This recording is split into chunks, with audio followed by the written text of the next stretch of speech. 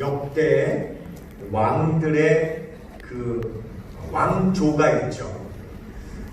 이스라엘의 이 왕조의 역사를 기록한 성경이 우리 성경 안에서 열왕기 상하서와 역대 상하서가 있어요.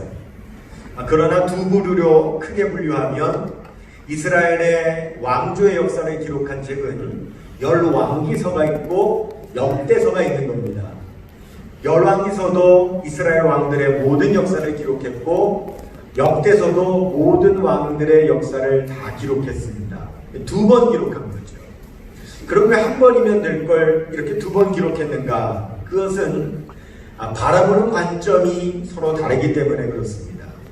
우리나라에도 삼국 유사가 있고 삼국 사기가 있는데 둘 다 같은 역사를 기록했지만 서로 역사를 바라보는 관점이 다르기 때문에 그렇게 달리 기록한 것처럼 이스라엘의 왕조의 역사도 서로 다른 관점에서 열왕기서와 역대서를 기록을 했어요. 이 열왕기서는 이스라엘 백성들이 바벨론의 포로로 사로잡혀가 있는 도중에 기록한 역사책입니다. 그래서 그들은 이런 관점을 가지고 있어요. 우리가 왜 지금 바벨론의 포로로 사로잡혀와 있는가?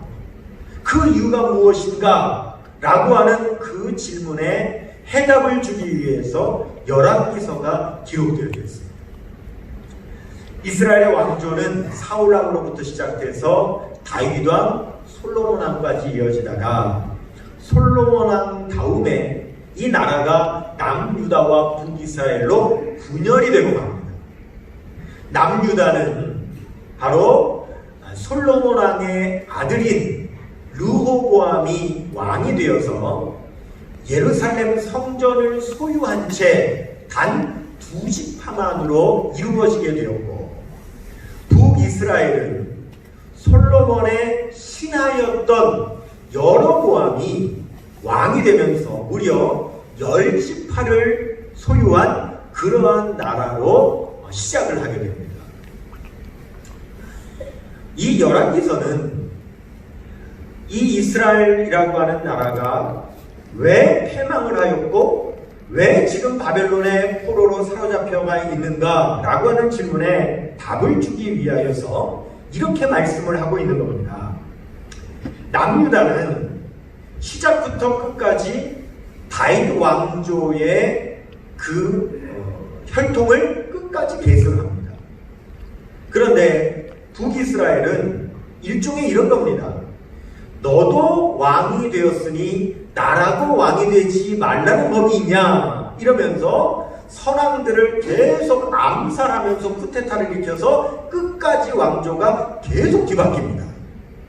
또 남유다는 예루살렘 성전이 있었기 때문에 그 성전에서 끝까지 하나님 앞에 예배를 드렸지만 북이스라엘은 우리나라처럼 휴전선으로 가로막혀 있는 것이 아니라 왕래를 할 수 있었기 때문에 북쪽에 사는 이스라엘 백성들이 남쪽에 있는 유다의 예루살렘 성전으로 자꾸 예배를 드리러 가니까 그것을 못하게 하려고 북이스라엘의 임의대로 제단을 세웠습니다. 그래서 성전까지 갈 거 없다. 그냥 이 제단에서 예배를 드려라. 그랬더니 이것이 시간이 지나면서 하나님 앞에 예배 드리는 제단이 아니라 우상을 숭배하는 우상 숭배의 단으로 변질이 되어버렸습니다. 그래서 이 역대서는 바로 북이스라엘 중심으로 역사를 기록하면서 우리가 패망하고 바벨론의 포로로 사로잡히게 된 이유는 첫 번째, 하나님께서 세우신 다윗 왕의 혈통이 아니라 계속 칼에 의해서, 암살에 의해서, 피 흘림에 의해서, 쿠데타에 의해서 왕조가 바뀌어지게 된 그것이 첫 번째 우리나라가 망하게 된 원인이요. 두 번째는 예루살렘 성전에서 하나님 앞에 제사를 드린 것이 아니라 우상 숭배를 하는 죄악을 저지른 것이 바로 우리가 패망하고 바벨론의 포로로 오게 된 이유라고 하는 것을 밝히는 내용으로 바로 이 열왕기서가 쓰여지게 된 겁니다. 그래 반면에 역대서는 바벨론의 포로가 끝난 이후에 이스라엘 백성들이 바벨론으로부터 이스라엘로 돌아오는 과정 가운데 기록되어졌습니다. 그렇기 때문에 어떤 관점으로 쓰여졌냐면 우리가 이스라엘로 귀환해야 되는 이유가 무엇인가 라고 하는 질문에 해답을 주기 위해서 이 역대서가 쓰여졌습니다. 우리가 오늘 읽은 본문은 그 중에서 역대서에 해당이 되죠. 그리고 우리가 읽은 본문은 역대상 9장인데 이 역대상 9장은 역대상 1장부터 9장까지 성경을 읽을 때 읽기가 가장 어려운 본문 중에 하나입니다. 왜 그러냐면 무려 1장부터 9장까지의 이 막대한 내용이 다 족보로 되어 있어요. 사람들의 이름으로 계속 반복되고 있기 때문에 너무너무 읽기가 어렵습니다. 그러면 우리가 의미 없이 이 족보를 읽으면 읽기가 너무너무 어렵지만 그러나 이 역대서가 기록된 목적, 우리는 왜 본국으로 돌아가야 하는가 라고 하는 질문에 해답을 얻기 위해서 읽는다면 우리는 이 말씀을 굉장히 흥미진진하게 읽으면서 은혜를 받을 수가 있습니다. 이 역대상 1장은 바로 아담으로부터 시작이 되어서 아브라함과 이삭과 야곱에 이르는, 그리고 야곱의 12아들에 이르는 이스라엘의 12지파의 족보를 먼저 기록합니다. 그 이유는 무엇인가? 우리가 왜 이스라엘로 돌아가야 되는가? 돌아가야 되는 이유는 무엇이냐? 바로 이스라엘의 12지파를 회복하기 위해서 돌아가야 된다 라고 하는 그 메시지를 주기 때문에 이스라엘의 12지파가 어떻게 형성되었는지를 이 족보에서는 먼저 밝히고 있는 겁니다. 여러분, 이스라엘은 이 바벨론이라고 하는 땅에서 포로 생활을 몇 년을 하였느냐? 무려 70년의 기간 동안 포로 생활을 하게 됩니다. 역대하 36장 21절 말씀에 보면 이에 토지가 황폐하여 땅이 안식년을 누림같이 안식하여 70년을 지냈으니 여호와께서 예레미야의 입으로 하신 말씀이 이루어졌더라 그랬습니다. 이스라엘 백성들이 바벨론의 포로로 사로잡혀가 있는 기간이 70년이 되니까 본국인 이스라엘은 70년 동안 땅이 황폐되어져 있다라고 하는 것을 말씀을 하고 있는 거죠.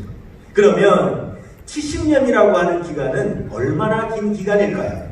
우리는 보통 한 세대 원 제너레이션을 30년을 봅니다. 그러면 70년이라고 하는 기간은 1세대가 다 가고 2세대가 가고 3세대가 활동하는 시간이 바로 여러분 70년의 기간입니다. 즉 할아버지도 지나가고 아버지 세대도 지나가고 손주의 세대가 활동하는 것이 바로 이 70년이라는 거예요.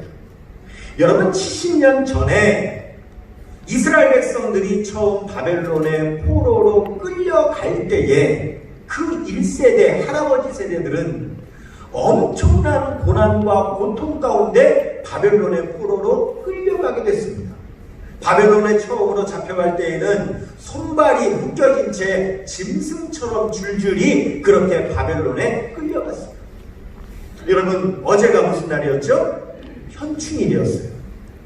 우리나라도 정확하게 70년 전에 한국전쟁이 일어났습니다. 한국전쟁 가운데 수많은 사람들이 전쟁통에 목숨을 잃었을 뿐만 아니라 북한군에 의하여 남한의 수많은 사람들이 북으로 납북을 당했습니다.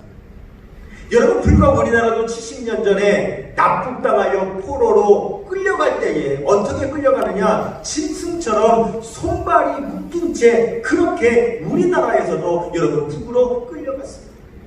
여러분, 혹시 노래 가운데 단장의 미아리 고개라고 하는 노래를 아십니까?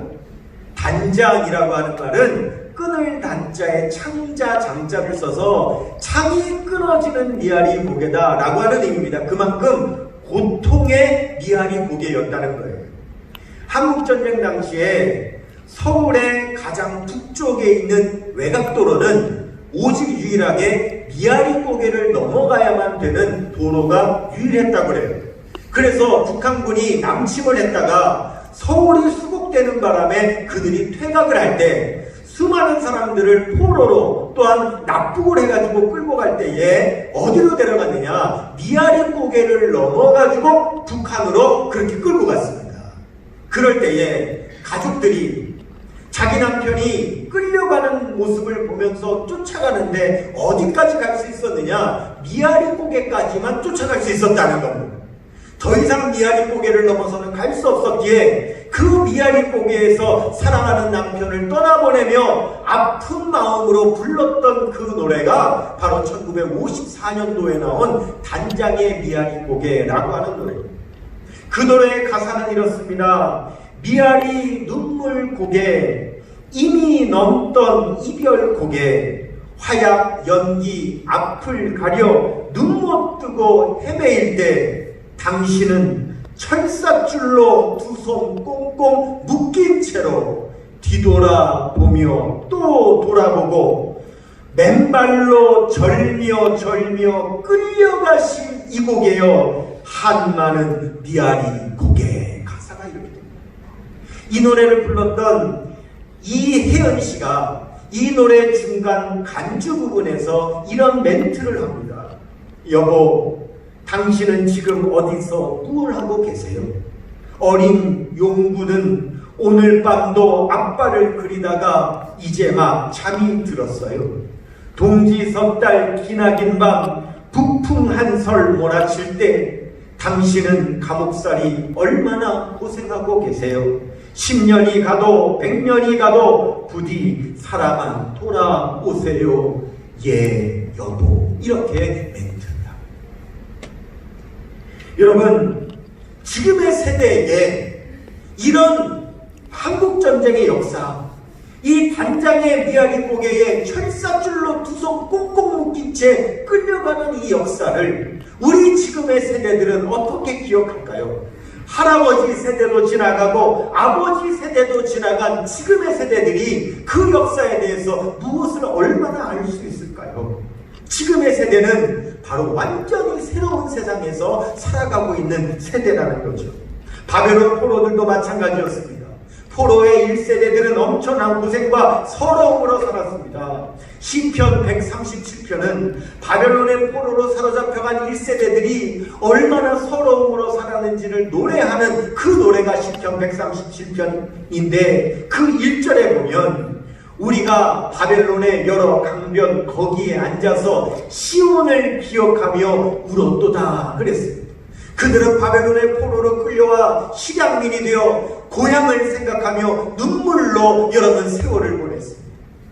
그들은 바벨론의 포로로 잡혀갔기 때문에 노예 생활을 했습니다. 바벨론의 주인들이 그들을 세워놓고 노래를 부르라 합니다. 자기들은 연애를 펼쳐 즐기면서 이스라엘 사람들에게 노래를 불러 우리를 즐겁게 하라는 겁니다. 우리나라를 망하게 했는데 하는 말이 너희 나라의 노래로 우리를 즐겁게 하라고 합니다. 그때에 그들은 탈식하며 또 이렇게 시를 썼습니다. 3절 말씀에 이는 우리를 사로잡은 자가 거기서 우리에게 노래를 청하며 우리를 황폐하게 한 자가 기쁨을 청하고 자기들을 위하여 시온의 노래 중 하나를 노래하라 하니로다.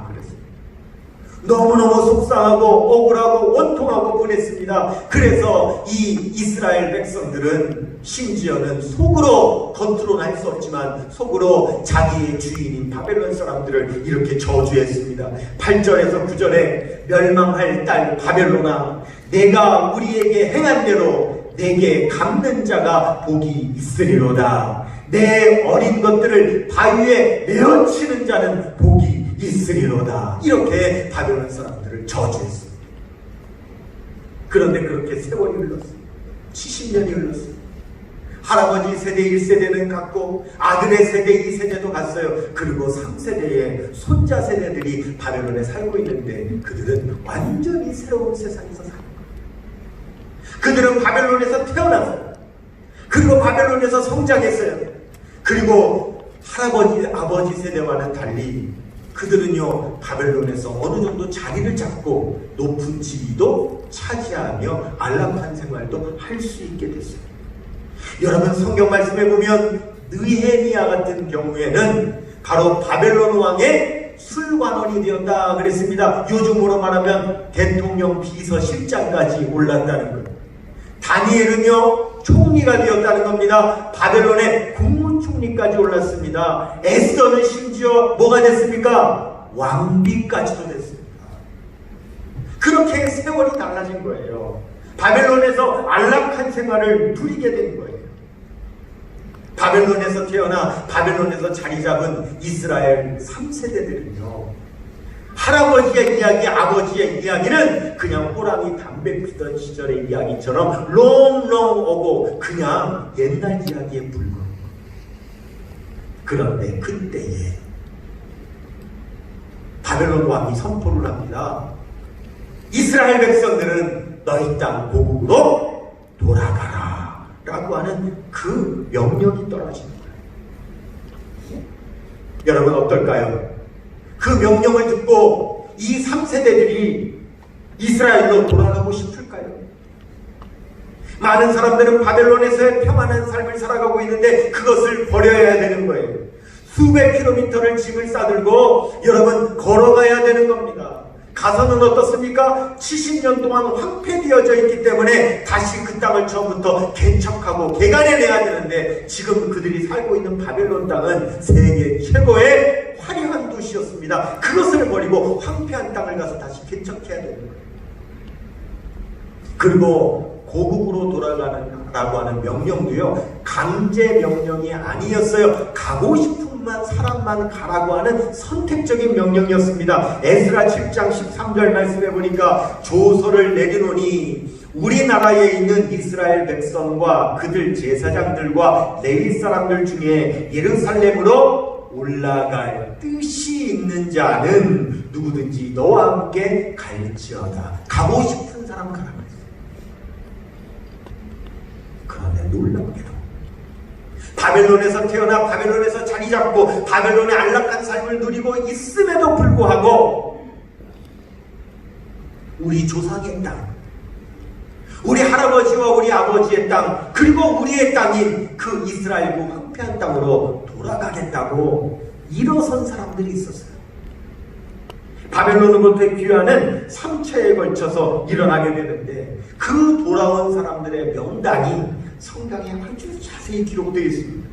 에스라서 2장에도 기록되어 있고 느헤미야서 7장에도 기록되어 있고 그리고 저와 여러분이 읽은 오늘 본문 역대상 9장에도 기록되어 있어요.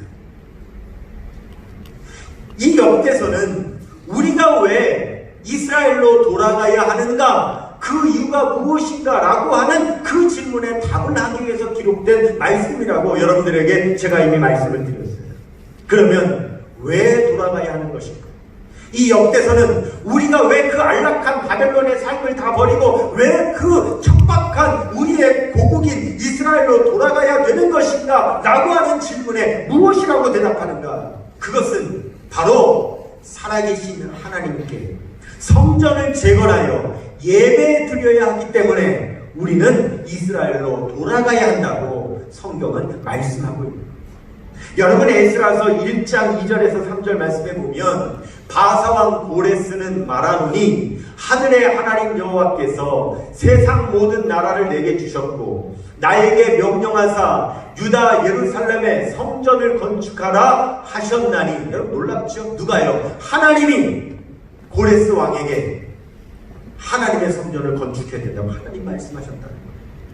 이스라엘의 하나님은 참신이시라. 너희 중에 그의 백성된 자는 다 유다 예루살렘으로 올라가서 이스라엘의 하나님 여호와의 성전을 건축하라. 그는 예루살렘에 계신 하나님이시니라.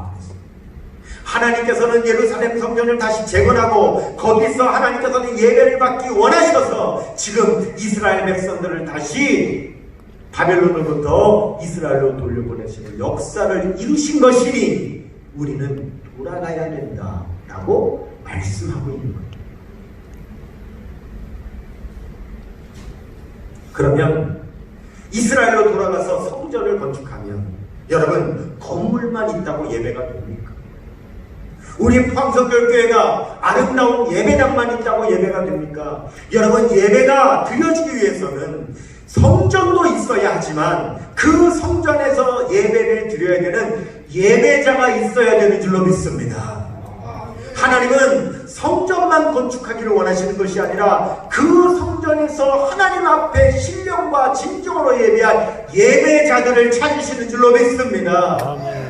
그리하여 오늘 우리가 이 예배당에 나온 이유는 우리가 하나님께 예배드리는 예배자가 되어 우리 하나님께서 오늘 이 시간을 통하여 이 성전에서 영광을 받으시게 하기 위하여 오늘 저와 여러분이 기꺼이 이 성전으로 나온 줄 믿습니다. 우리 그래서 나옵니다. 그래서 이스라엘도 성전을 건축할 뿐만 아니라 그 성전에서 제사 드리는 일을 해야 되는 레위 지파의 사람들이 있어야 됐어요. 근데 여러분 이미 70년이 지났잖아요. 우리 선조가 레위 지파이기는 하지만 바벨론에 살면서 레위 지파로서 성전에서 제사 드리는 일을 지난 70년 동안 할 수도 없었기 때문에 그 3세대들은 자기의 혈통의 레위인인 것은 알지만 그들은 레위인으로서 살아가야 될 하등의 이유가 없었어요. 그래서 이제 이스라엘로 돌아갈 때 반드시 레위인을 데리고 돌아가야 하는데 레위인을 찾을 수가 없었습니다. 에스라 8장 15절 말씀에 보면 내가 무리를 아하와로 흐르는 강가에 모으고 거기서 3일 동안 장막에 머물며 백성과 제사장들을 살핀즉 그 중에 레위 자손이 한 사람도 없는지라. 레위 사람을 찾을 수가 없어요. 그들은 기도했고요. 하나님은 예배를 받으셔야 했기 때문에 하나님은 역사를 나타내셨습니다. 무슨 역사를 나타내셨느냐? 그 찾을 수 없었던 레위 지파 혈통의 사람을 만날 수 있도록 하나님 역사해 주셨어요. 에스라 8장 18절 말씀에 우리 하나님의 선한 손에 도우심을 입고 그들이 이스라엘의 손자 레위의 아들 말리의 자손 중에서 18명과 한 명철한 사람을 데려오고 또 세레바와 그의 아들들과 형제 18명과. 그래서 여러분 이 바벨론 땅에서 누구를 찾게 되느냐? 고국으로 돌아가면 그 성전에서 제사 드리는 직무를 감당할 레위 지파 사람들을 찾는 역사가 일어나요. 그래서 고국으로 돌아올 때 그 찾은 레위인들과 함께 돌아오게 되는데 그 돌아온 레위 지파 사람들의 명단이 바로 저와 여러분이 읽은 이 역대상 9장에 기록되어 있는 거예요. 여러분 이들이 돌아올 때에 쉽게 돌아왔느냐? 그렇지 않습니다. 수백 킬로미터를 짐을 짊어지고 걸어올 때에 수많은 어려움이 있었습니다. 때로는 도적 때도 만났습니다. 때로는 강도 때도 만났습니다. 어려운 위기를 뚫고 이스라엘로 돌아오게 된 거예요. 에스라 8장 31절 말씀에 첫째 달 12일에 우리가 아하와 강을 떠나 예루살렘으로 갈새 우리 하나님의 손이 우리를 도우사 대적과 길에 매복한 자의 손에서 건지신지라. 아멘. 여러분 수백 킬로미터를 걸어올 때 짐을 지고 걸어오니까 자신의 재산을 짊어지고 걸어오니까 여러분 그때만 덮치면 수많은 재물을 벌 수 있다는 소문이 났을 것이고 수많은 도적대들에 매복해 있다가 그들을 잡으려고 여러분 혈안이 돼 있어요. 그런데 그들이 무사히 이스라엘로 돌아올 수 있었던 이유는 주의 손이 도와주셨기 때문입니다. 왜 그렇습니까? 이들은 하나님께 예배드릴 자요 하나님이 이를 통하여 예배를 받으셔야 되기 때문에 하나님께서 예배자들을 주의 손으로 도와주신 줄 믿습니다. 우리가 오늘 하나님 앞에 예배자가 될 때에 우리 하나님께서 저와 여러분의 삶을 우리를 통하여 예배를 받으시기 위하여 우리를 붙잡아 주시는 줄로 믿습니다. 우리는 오직 하나님의 손에 붙잡힌 바 되고 주님의 날개 그늘 안에 거하는 사람이 되어 우리가 우리의 삶을 나아가야 되는 이유가 뭔가, 우리의 삶이 평안해야 되는 이유가 뭔가, 우리가 이 코로나가 없어져야 되는 이유가 뭔가, 우리가 하나님 앞에 예배드리기 위하여 하나님 앞에 예배드리는 예배 드리는 자가 되기 위한 것이 저와 여러분이 이 세상을 살아가는 삶의 명분인 줄 믿습니다. 아멘. 내가 이 세상을 살아가야 되는 이유, 그것은 우리를 통하여 하나님께서 영광을 받으시기 위함인 것입니다.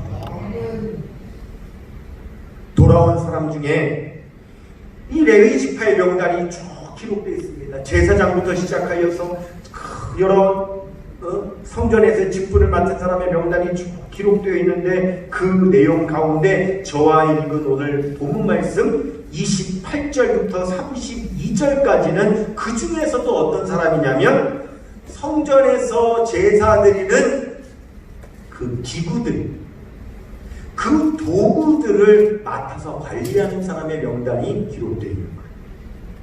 사실 어떻게 보면 성전에서 하는 일 중에 도구를 맡아서 관리하는 사람들의 일은요, 가장 드러나지 않는 일입니다. 제사장은 제사를 드려야 하기 때문에 앞에 드러납니다. 찬양대는 찬양을 드려야 되기 때문에 드러납니다. 문지기는 맨 앞에서 사람들을 처음 맞이하기 때문에 드러납니다. 그렇지만 이 기구를 닦고 관리하고 하는 사람들은 전혀 드러나지 않는 사람입니다. 그들은 기구를 관리했을 뿐만 아니라 성소 안에 등대에 기름을 짜고 분향단에 향품을 만들고 떡상에 전병 굽는 일들을 했던 사람입니다. 그런데 앞에 제사장이나 성전의 문을 지키는 사람이나 이렇게 드러나는 사람들은 그 명단에 이름들이 다 기록되고 있는데, 오늘 본문에 이 성전에서 제사 드리는 도구를 관리하는 사람들의 명단은요, 전혀 이름이 나타나지 않고 뭐라고만 하고 있느냐. 28절에 보면 어떤 자는, 29절에도 어떤 자는, 30절에도 어떤 자는, 32절에도 어떤 자는, 다 이름을 밝히고 있으면서 오늘 본문 말씀에 나오는 이 도구를 관리하는 사람들만큼은 이름을 말하지 않고 그냥 어떤 자는 이라고 말했어요. 여러분, 이들이 하찮은 사람들이라서 이름을 밝히지 않은 것일까요?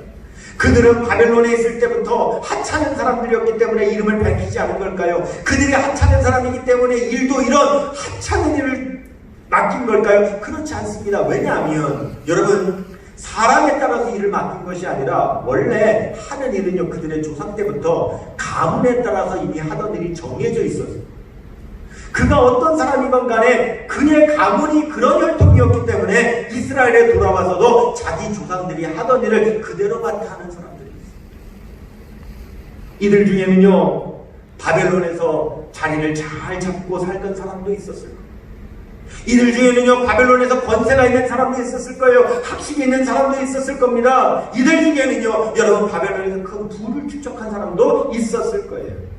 그런데 자신이 레위 지판의 후손이라는 이유만으로, 고국의 성전 재건과 하나님께 제사는 일을 담당해야 된다는 이유만으로, 우리 조상이 그 일을 했다는 이유만으로 기꺼이 바벨론에서의 모든 부귀영화를 다 버리고 안락함을 버리고 이 어려운 땅 고국으로 돌아온 사람이죠.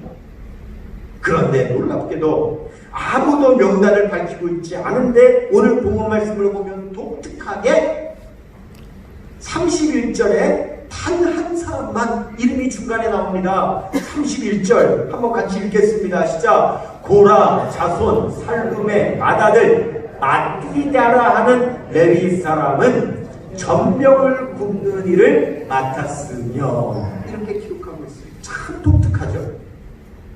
다른 사람들은 다 어떤 자는 했는데 이 사람만 마띠다라고 하는 이름을 밝힙니다.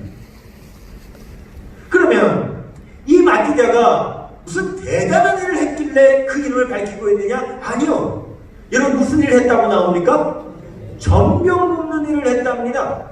이 전병을 굽는 일이라고 하는 것은 히브리어로 마쉐 아비템이라고 하는 말인데, 정확하게 직역을 하면은요, 남비에 지지는 일이라고 표현할 수 있습니다. 그래서 지금 우리가 보고 있는 개역 개정판에는 전병을 굽는 일이라고 써있지만 이전의 개역 한글판에는 정확하게 직역이 되어 있습니다. 예전 개역 한글판에 보면 남비에 지지는 일이라고 그렇게 여러분 번역이 됩니다.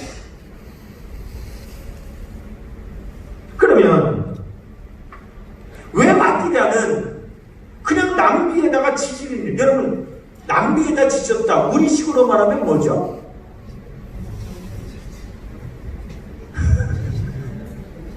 찌짐이 찌짐, 부침개, 빈대떡, 그거 굽는 일이었습니다. 절대 드러나는 일이 아닙니다. 보이지 않는 뒤에서, 화덕에서 여러분 전병 굽는 일을 하는 사람입니다. 성전의 도구를 관리하던 사람과 하등 다를 바 없는 일을 한 사람입니다.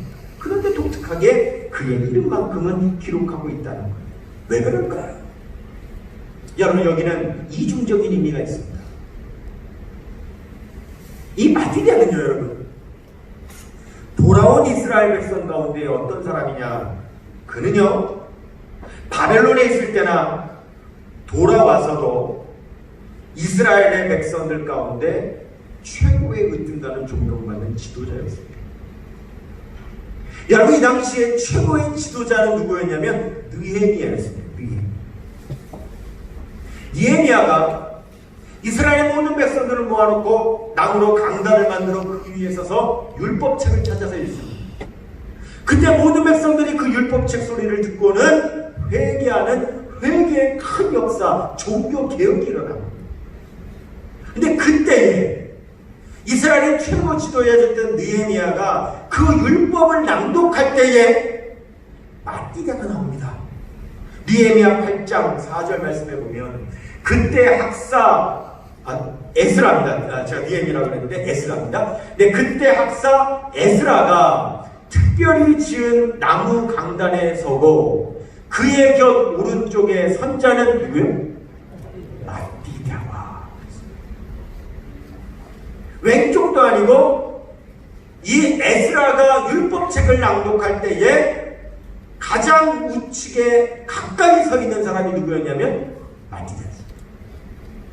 마띠다는 이만큼 바벨론에서나 지금 이스라엘로 귀환해서나 이스라엘의 최고 지도자였습니다.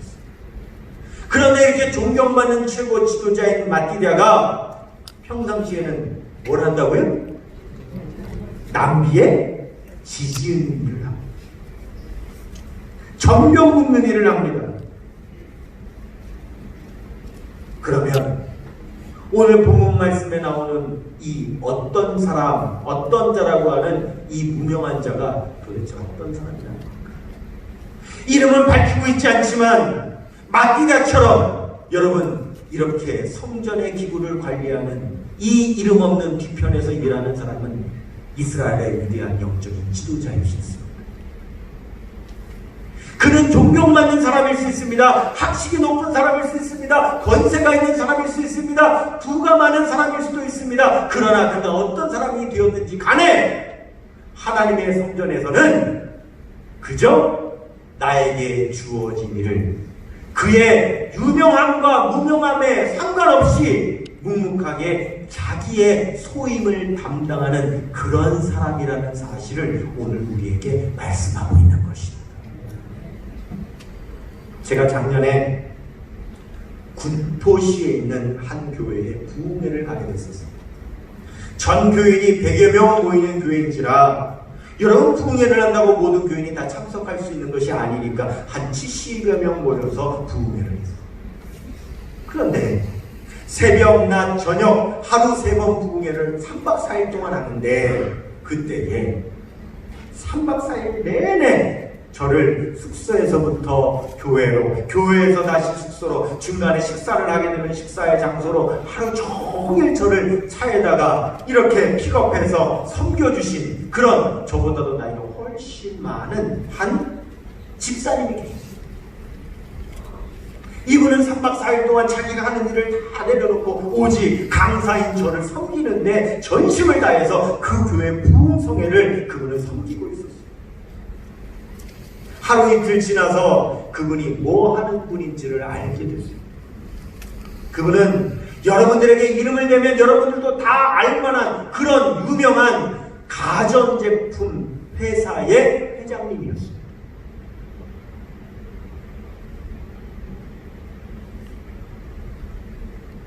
제가 그 사실을 알고 그분에게 이렇게 물었어요. 집사님, 바쁘실 텐데 회사는 어떻게 하시고 이렇게 저를 섬기십니까? 그랬더니 목사님, 회사를 설립하여 한평생 열심히 일하다 보니 이제는 하나님께서 제 돈은 직원들이 알아서 벌어주게 되었습니다. 이제는 직원들이 알아서 내 돈을 벌어주는 그런 회사가 되었다는 거예요. 그러니 하나님께서 제 돈을 벌어주시는데 제가 어찌 하나님의 일을 하지 않을 수 있겠습니까? 제가 또 물었습니다. 집사님 평소에 이렇게 운전 안 하시죠?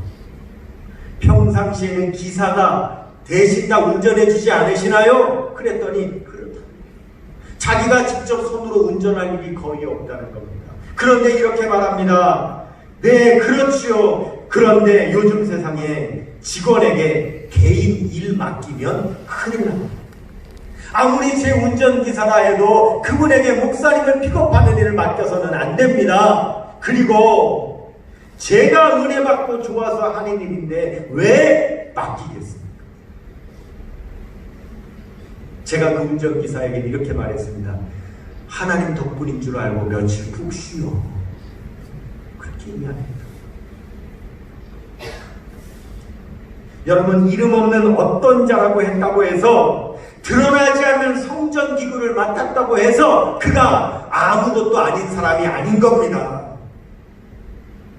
그들은 기준 자체가 세상에 있지 않았던 겁니다. 세상에서 알아주는 것, 세상에서 유명해지는 것, 거기에 삶의 기준이 있지 않았습니다. 만일 거기에 삶의 기준이 있었다면 애초에 바벨론에서 돌아오지 않았을 것입니다. 그들이 바벨론의 안락한 삶을 버리고 이스라엘로 돌아올 때에는 세상적인 기준과 가치관을 다 버리고 오직 하나님께 영광 돌릴 수만 있다면, 하나님께 예배 드릴 수만 있다면, 하나님께서 나를 통해 영광 받으실 수만 있다면 내가 어떤 일을 맡든지 간에 나는 그 일을 통하여 오직 하나님을 섬기는 사람으로 살아갈 것이다 라고 하는 오직 그 영적인 기준을 가지고 이스라엘로 돌아온 사람이라는 겁니다. 윤구병 교수라고 하는 분이 책을 썼습니다. 오래된 책입니다. 잡초는 없다 라고 하는 책. 제가 그 책을 읽고 굉장히 감동을 받았었습니다. 그 책에는 이러한 내용이 있어요. 이 세상에 이름 없는 불은 없습니다. 다만 그 이름을 모르는 사람들이 잡초라고 부를 뿐입니다. 그 이름을 아는 사람에게는 하나하나 그 존재만으로도 귀중한 생명체들입니다. 사도 바울은요, 사울로 살아갈 때는 세상에서 유명한 사람이었습니다. 세상에 부귀 권력을 다 누렸습니다. 그러나 그가 그 모든 것을 버리고 바울이 되어 그가 세상에서는 무명한 사람이 되었지만 그는 자기 자신의 삶을 이렇게 고백합니다. 고린도후서 6장 9절에서 10절에 무명한 자 같으나 유명한 자요, 죽은 자 같으나 보라 우리가 살아있고, 징계를 받는 자 같으나 죽임을 당하지 아니하고, 근심하는 자 같으나 항상 기뻐하고, 가난한 자 같으나 많은 사람을 부유하게 하고, 아무것도 없는 자 같으나 모든 것을 가진 자로다. 아멘. 우리는 세상에서는 무명한 자 같으나 우리의 이름을 아시는 하나님, 존귀하신 우리 하나님 앞에서 우리는 유명한 자인 걸 믿으시기를 바랍니다. 아멘. 우리는 하나님 앞에 유명한 사람이 되어야 합니다. 우리의 삶의 영광이 어디에 있습니까? 우리의 삶의 가치가 어디에 있습니까? 우리의 삶의 진정한 가치는 하나님이 알아주시는 데 있는 줄로 믿습니다. 아멘. 우리 교회는 교회 마당이 다 개방되어 있습니다. 그리고 우리 교회 주변에는 너무 많은 사람들이 다니는 곳입니다. 그러다 보니까 일주일 내내 그냥 동네 사람들일 수도 있고, 이곳에 일을 보러 온 사람들이 옳다구나 잘됐구나, 주차할 때도 마땅하지 않고 주차하려면 주차 요금도 내야 되는데 저 교회 마당에다 주차하면 주차하기도 쉽고 주차 요금도 안 내면 참 좋다. 그리고 수많은 사람들이 찾을 데가 없을 만큼 우리 교회 마당에 주차를 해요. 그런데 참 희한하죠. 교회가 그렇게 장소를 개방해주고 주차 요금도 받지 않고 그들의 편의를 제공해주면 사람이 경우가 있다면 좀 고맙게 고마운 마음으로 주차하고, 그래도 내가 교회 덕분에 주차 요금도 아끼고 늘 편안하게 주차해서 참 고맙습니다. 그래도 1년에 한 번 정도는 수박 한 통이라도 바카스 한 병이라도 좀 사들고 찾아와 인사도 할 법한데 아무도 그러지 않아요. 주차를 하는 정도가 아니라 교회 마당으로 들어올 때 담배를 뻐끔뻐끔 피면서 들어오다가 피탄을 탈 때에는 거룩한 성전, 하나님의 성전 마당에 담배를 던져서 발로 치시고 끄고 그리고 차를 타고 떠나버리는 사람들이 대부분입니다. 특별히 토요일날 밤은 주변에 무슨 노래방, 주점, 술집에서 흥청망청 새벽까지 놀다가 교회 마당에 세워놓은 차를 타고 떠나갈 때는 교회 마당에 구토를 하고 떠나지를 않나. 수많은 사람들이 담뱃불을 그냥 끄고 쓰레기를 버리고 떠납니다. 사실 우리가 주일 아침을 맞이했을 때 우리 예배당은 온통 지저분합니다. 그런데 여러분 혹시 생각해 보신 적 있습니까? 그런데 여러분들이 주일날 아침에 성전에 나올 때 우리 성전 마당이 지저분하던가요? 아니요. 주일날 아침에요. 여러분들이 주일날 성전에 나올 때 교회 마당에 담배꽁초 하나 없습니다. 쓰레기 하나 없습니다. 원래 깨끗한 게 아니에요. 지난 밤까지만 해도 우리 성전 마당은요 담배꽁초로 쓰레기로 지저분하던 마당입니다. 그런데 새벽같이 나와서 거룩한 주일 성도들이 나와 예배드리는 이 예배당 지저분해서는 안 된다고 아무도 나오기 전에 아무 이름 없이 빛도 없이 여러분 이 성전에 나와서 담배꽁초를 다 줍는 그런 집사님이 있다는 사실 아십니까? 사람들이 구토해놓은 그 구토물을 다 여러분 치워 깨끗하게 하는 그런 여러분 우리 교회에 집사님이 있다는 사실을 아십니까? 이름도 없이 빛도 없이 드러내지 않지만 거룩한 주일 하나님 앞에 우리가 깨끗한 심령으로 예배드리기 위해서 섬기는 그런 주의 종들이 있기 때문에 우리가 오늘 이렇게 하나님 앞에 마음껏 예배로 영광 올려드리게 되는 줄 믿습니다. 그가 비록 우리조차도 알 수 없고 이 세상에서는 무명할지 몰라도 하나님 앞에는 존귀하신 분입니다. 하나님 앞에는 유명하신 분입니다. 여러분 그것이 진정한 유명입니다. 우리는 세상에서 유명하기보다 하나님 앞에 유명한 성도들이 되시기를 축원합니다. 그것이 저 여러분 우리 그리스도인의 삶의 기준이요 우리의 삶의 가치요 우리가 영원히 빛날 수 있는 우리의 삶의 진정한 영광입니다. 그런 삶 살아가는 우리 사랑하는 모든 포함해서 그렇게 주의 백성들 다 되시기를 주님의 이름으로 축원합니다. 우리 모두 다 같이 자리에서 일어나셔서 그런 우리 사랑하는 성도들 향하여 우리 축복하십시다. 우리 지금 전우자 위에서 이름도 없이 빛도 없이 주의 사역을 그렇게 감당하는 우리의 사랑하는 성도들 향하여 우리 그렇게 축복하십시다. 당신의 그 섬김이 천국에서 해같이 빛날다.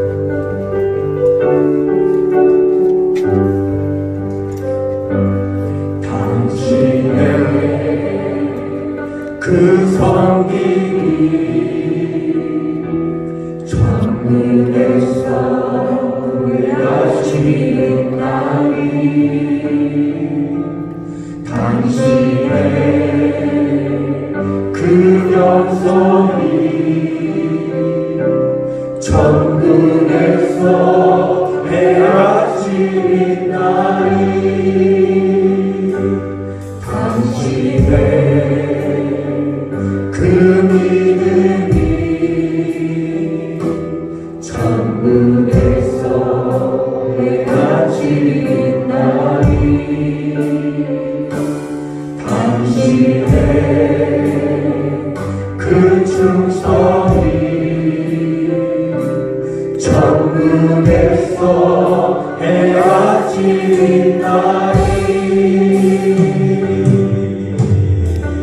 주님이 기억하시며 족하리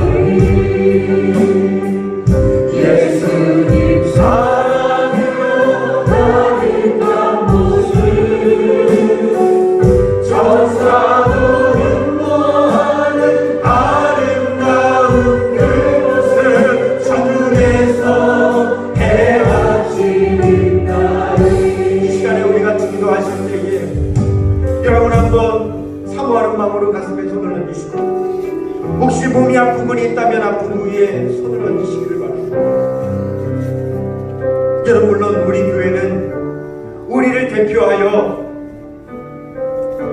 도리어 바깥에 나가면 같은 일을 해도 더 많은 소득을 올릴 수 있음에도 불구하고 적은 소득을 받고 우리 교회에서 우리를 대신하여 섬겨주시는 일꾼들도 있습니다. 그러나 제가 여러분에게 말씀드리는 그분들은 그냥 우리 교회 성도님들입니다. 이름 없이 빛도 없이 내가 좋아서 내가 하나님의 성전을 사랑했습니다. 하나님 앞에 예배드리는데 내가 기여하고자 그렇게 섬기는 분들을 말씀을 드리는 겁니다. 여러분, 미룰 필요 없습니다. 우리가 그 책임을 맡겨드린 분들이 있다고 나는 안 해도 된다. 여러분, 그것은 내 손해입니다. 우리는 그래서는 하나님 앞에 유명한 자가 될 수 없습니다. 내가 어디서 무슨 일을 하든 하나님의 영광을 드러내기를 원합니다. 오직 하나님 앞에 유명해지기를 원합니다. 주님께서 기억하시면 만족합니다. 천국에서 해같이 빛나기를 원합니다. 주님, 그러한 맡기대 같은 그런 간절한 마음을 해결하여 주옵소서. 그렇게 간절히 주여 한번 부르고 기도하겠습니다. 주여,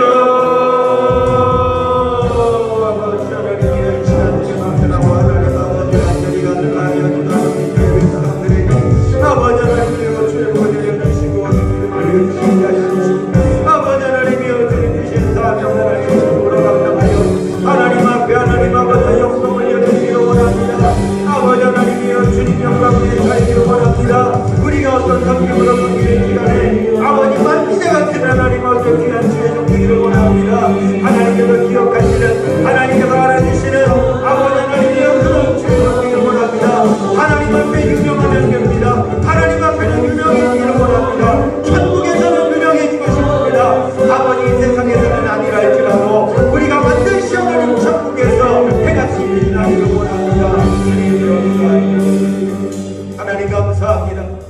오늘도 하나님의 영광 되기를 원하여, 하나님 세상에서는 어떻다 할지라도 하나님 앞에 유명하기를 원하여, 하나님 알아주시기를 원하여, 천국의 해같이 빛나기를 원하여, 그것이 우리의 삶의 가치관이기에 오늘도 주님 앞에 나와 예배드리며 간절한 소원이 있어 주님 앞에 가슴에 손 얹고 기도하는 주의 백성들이 있습니다. 하나님, 소원을 이루어 주시옵소서. 세상에 염려와 근심이 없게 하여 주시옵소서. 그래야 마음껏 주의 일할 수 있게 하여 주시옵소서.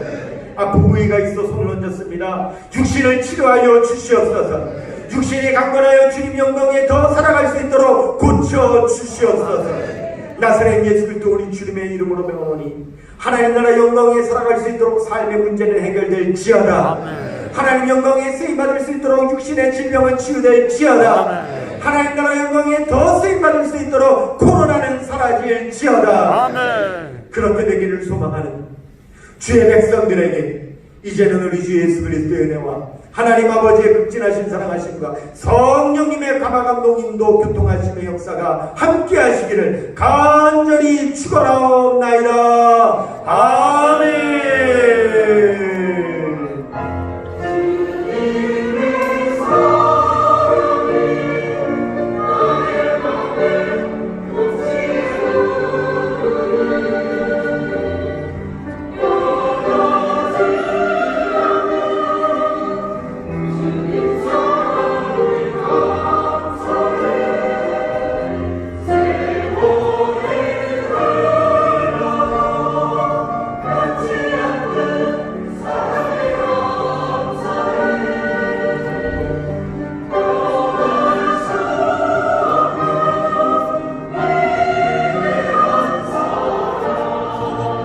Oh